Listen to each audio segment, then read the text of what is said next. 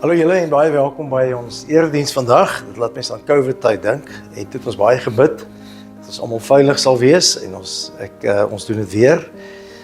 Ons dank die Here ook vir die beskerming wat ons hier geniet en ons bid ook dat die oorlog gou sal verbygaan, maar dat die ewel ook uitgeroei sal word. Baie welkom by vandag se preek. Nou en die tema is hoe kan ek die stem van die Here agter my toets?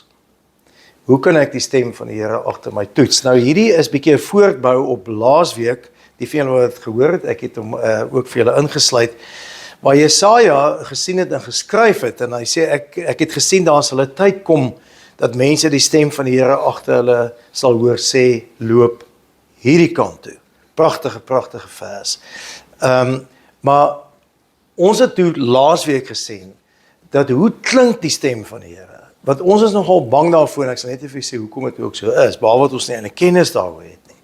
En ons het toe vir mekaar gesê, ons het 'n stem in ons kop, wat eintlik ons gewete se stem is, en hoe ons met onsself praat, en as die Heilige Gees in ons woon en deel van ons gewete word, dan is dit jou stem wat jy hoor. Ek bedoel, as jy die Bybel lees, hoor jy ook jou stem hardop. Maar die vraag is nou, en dis die vrees wat ons ook het, maar hoor ek regtig God se stem, of is dit werklik net my eie stem en ook my eie gedagtes? En dit is wat ons vandag wil bepaal, want ek dink dis een van die redes hoekom ons bang is om eintlik te luister na God se stem, want ons kan dit nie uit mekaar uitken nie. En eintlik is dit 'n geskenk wat God vir die Christendom gegee het. Jesus sê, ek gee vir julle my Heilige Gees en hy sal julle herinner, hy gaan julle lei, hy gaan vir julle voorpraat in Johannes 14, en hy doen dit net vir gelowiges. En hier moet ek dalk sê, die Heilige Gees werk in alle mense. Dis soos Jesus wat in Openbaring 3 vers 20 sê, ek klop aan julle deur van julle harte. Jesus sê in Johannes 3, ek dink vers 8, dat die Heilige Gees is soos die wind wat waai wil, en hy waai in ons harte om ons te oortuig. Maar wanneer jy vir God herken, en dan sê Jesus, sal hy homself in jou laat kom bly.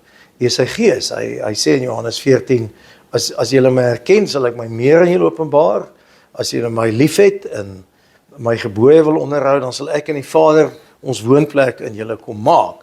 En dis dan wanneer hy ook met ons sal praat, soos hy ook beloof het. Maar nou die vraag is, hoe ken mense dit uit mekaar? En vandag gaan eintlik hieroor, oor die 4 toetse, wat mens kan doen om die stem van die Here te toets, en seker te maak, dat dit wel hy is wat met jou praat. En hierdie prent is eintlik die sleutel daartoe, so hier's 4 toetse, en soos ons deur die preek gaan, het gaan nie baie lang wees nie, gaan ek dit eintlik vir jou verduidelik. Nou, ek wil vir jou, om die saak op die tafel te sit, vir jou 4 scenario's vertel van, en hierdie is ware scenario's wat ek van weet, van hulle is met my gedeel. So die eerste een is 'n vrou, wat vir haar vriendinne vertel, dat haar baas kry so swaar, obviously met sy vrou en sy huwelik, en sy sê, die Here het vir haar gesê, dat sy hom moet comfort, en dat sy by hom moet gaan slaap.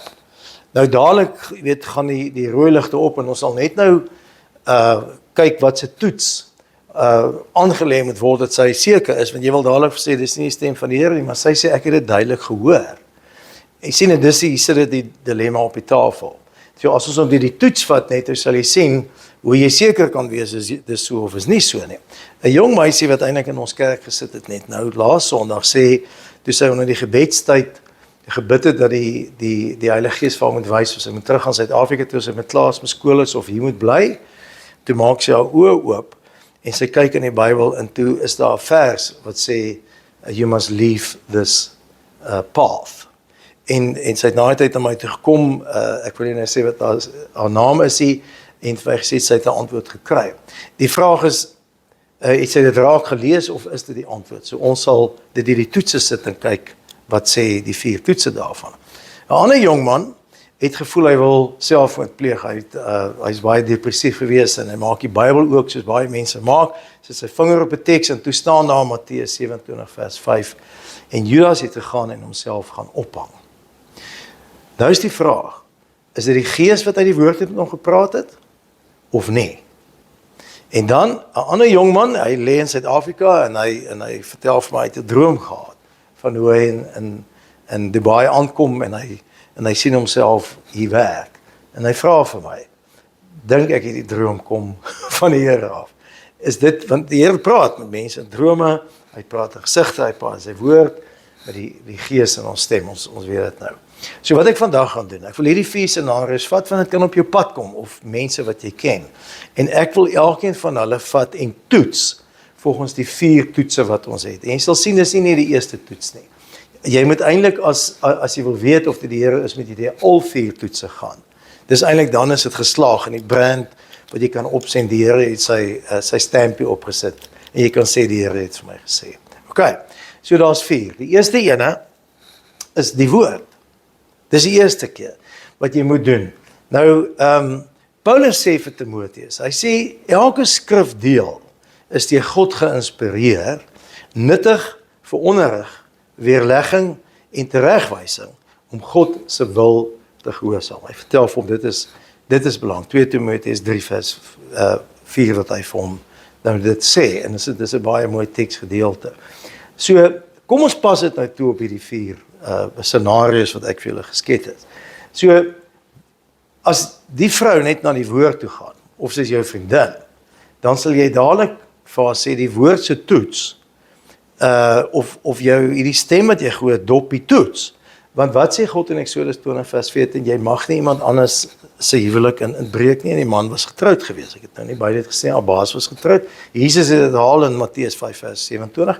Hy het trouwens gesê, elke keer as jy na iemand kyk en hom begeer, het jy eintlik die wet gebreek. So, klaar daar, moet sy weet, sonder om verder te gaan, dat sy het 'n stem gehoor, maar dit was eintlik net haar eie stem, en haar eie begeerte se stem. Hierdie jong dogter by ons in die gemeente, wat gehoor het, leave this path, kan duidelik sê, sy het in die woord gelees. So, 100%, ons kry 'n regmerkie, ons sal kyk of die ander toetse ook dan slaag. Hierdie jong man, wat sy vinger daar gaan sit het, weet, as hy weet wat staan in Exodus 20, wat is die 6de gebod, jy mag nie doodslaan nie, ook nie jouself nie.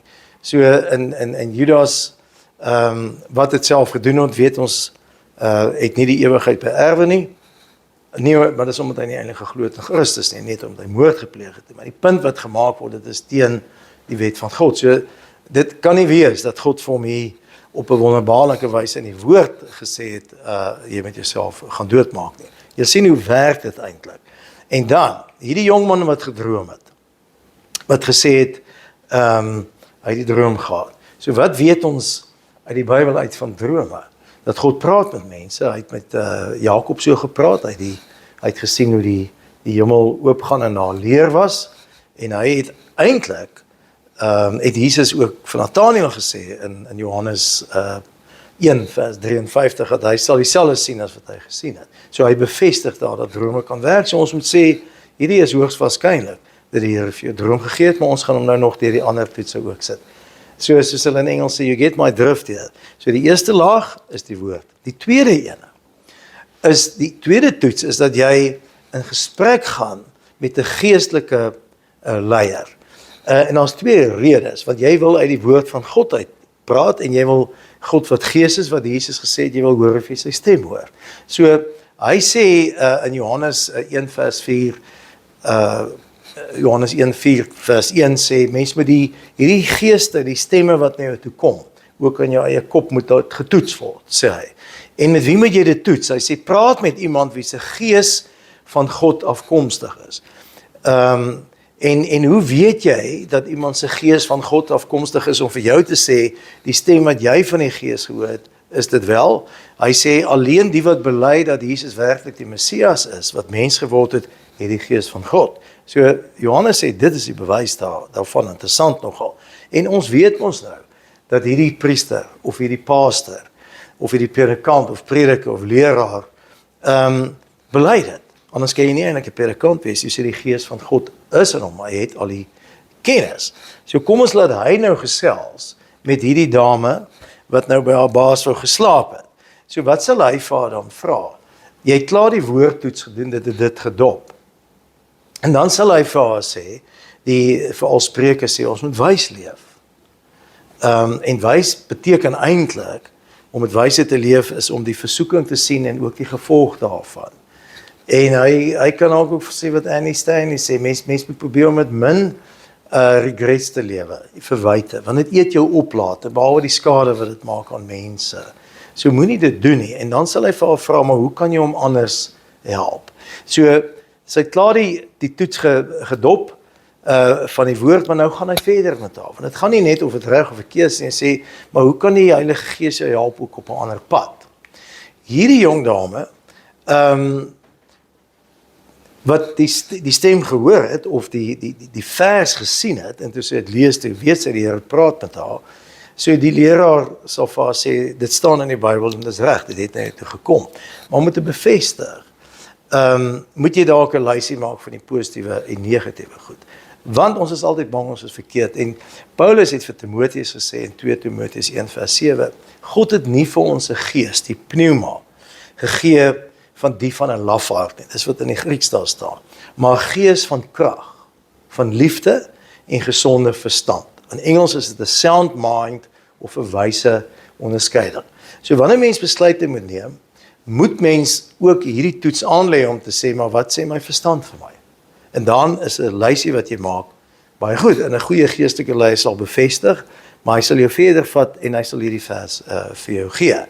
En dan hierdie jongman wat gedroom het, ons dieselfde vers is op hom van toepassing, so dit is 2 Timoteus 1:7, en hy sal vir hom sê, jy het dit gekry, is 'n Bybelse idee, maar nou moet jy ook jou gesonde verstand gebruik. So maak 'n lys van jou drome wat jy het.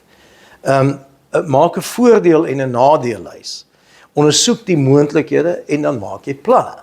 En dan moet jy kyk of dit uitwerk. So jy voel jy is op die regte pad, maar dit moet nou bevestig word, want jy moet nou meer verstand ook daaraan dink.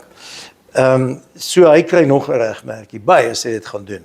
Vir hierdie jong man sal die geestelike leier sê, die 60 gebod verbied dit. Maar kom ek sê vir jou, wat wil die Here eintlik vir jou sê, en hoor nou sy stem, in my stem.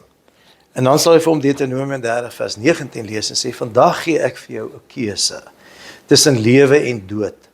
Kies of jy wil hê, dat dit voorspoedig met julle moet gaan, of wil julle hê, dat dit daar teëspoed moet wees wat jy aantrek. Hy sê, jy het 'n keuse. God het vir ons 'n keuse gegee. En dan sal hy aangaan en sê, God in die hemel en al die mense op die aarde sien wat jy vandag kies. Jou mense sien dit, ons sien dit.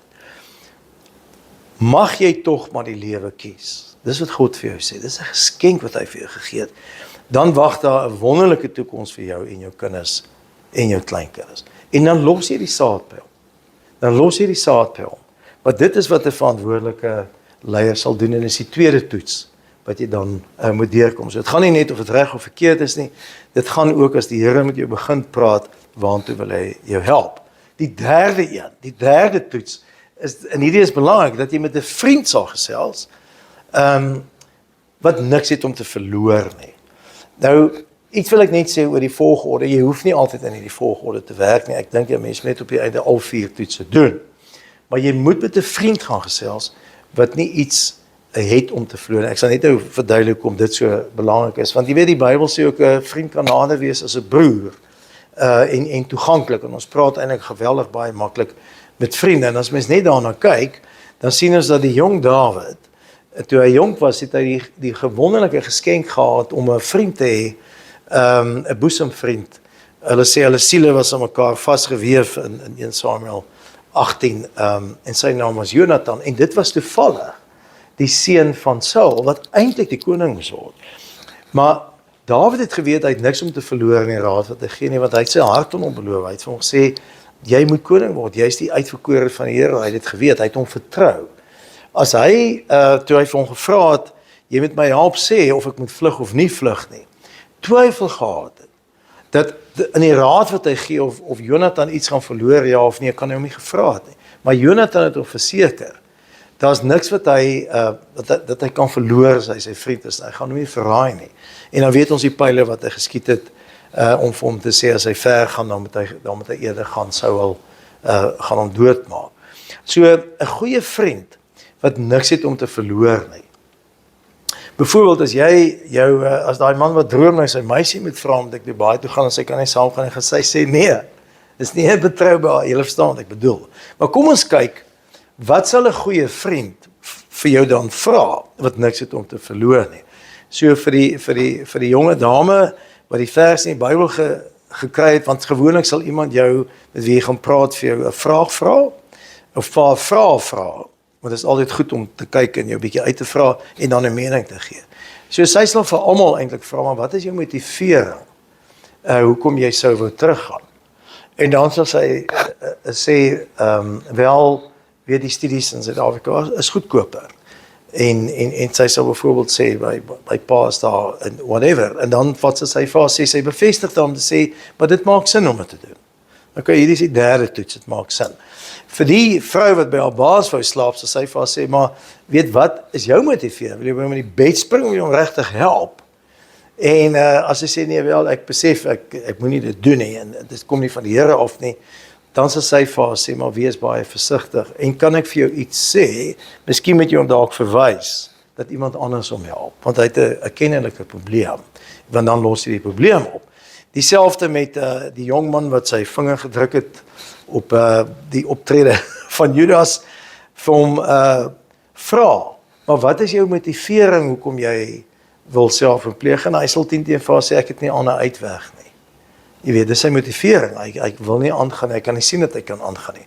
En dan sal sy 10 teen vir hom 'n mening gee om te sê, ek dink soek 'n ander alternatief. Daar is altyd alternatiewe. En as ek 'n suggestie kan maak, ek dink, jy moet na 'n psigiater toe gaan.